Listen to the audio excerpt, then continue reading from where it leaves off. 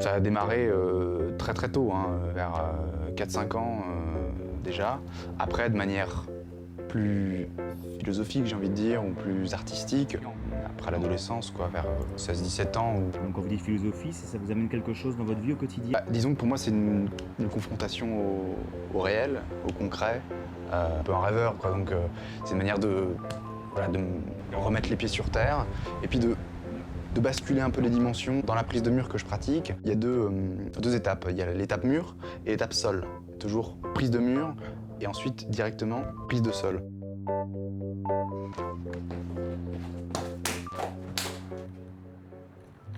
Je vous ai amené là parce que c'est un mur que je me prends assez régulièrement.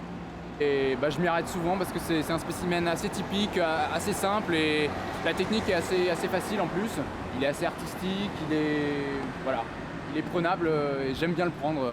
Donc je peux vous montrer un peu la technique, comment ça se passe. Là il y a le mur. Alors ce qui est bien ici, c'est qu'il y a beaucoup d'élan. Là l'expulsion se fait en deux temps. Alors une fois, paf contre le mur et paf contre le sol direct. Alors c'est en deux temps, je vous le montre. C'est simple. Donc j'arrive comme ça, je cours.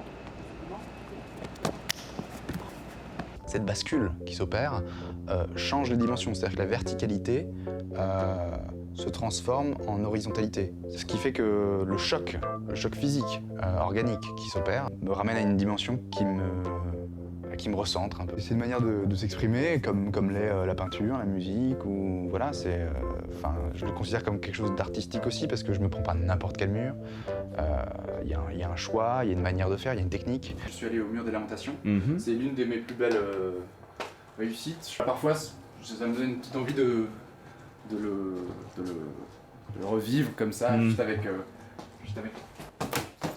Oui, il y a une préparation pour ça, il y a une crème spéciale, une pommade ou non, des choses qui se... Non, moi non, je ne pratique. Non. Protection. Un bon échauffement, des petites protections parfois sur les pouces et les phalanges un peu.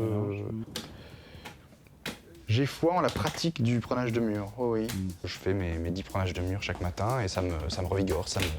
vous requinque, ouais. Mais oui, ça me requinque parce que ça me fait basculer dans les dimensions les plus larges que nous apporte la vie et la matière. Ça permet un enracinement, comme vous le disiez. La retombée au sol permet de retrouver ses origines un petit peu terrestres.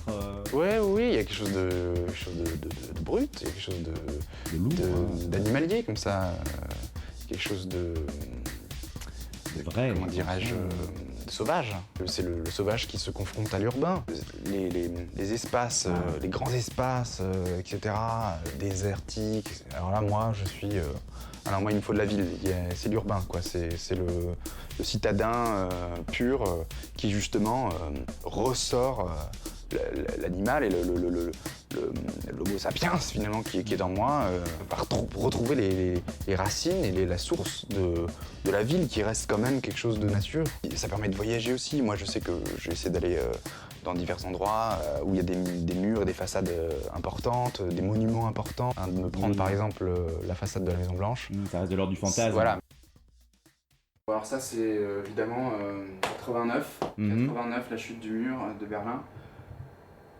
Une catastrophe pour moi en tout cas. Je comprends que politiquement, etc., c'était une libération, ça j'en ai tout à fait conscience et je suis plutôt totalement pour, etc. Et matériellement, la chute de ce mur pour moi c'est...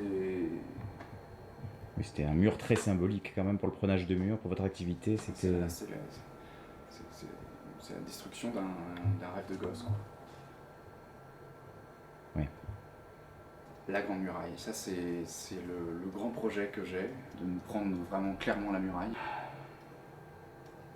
J'ai rassemblé encore un peu d'économie et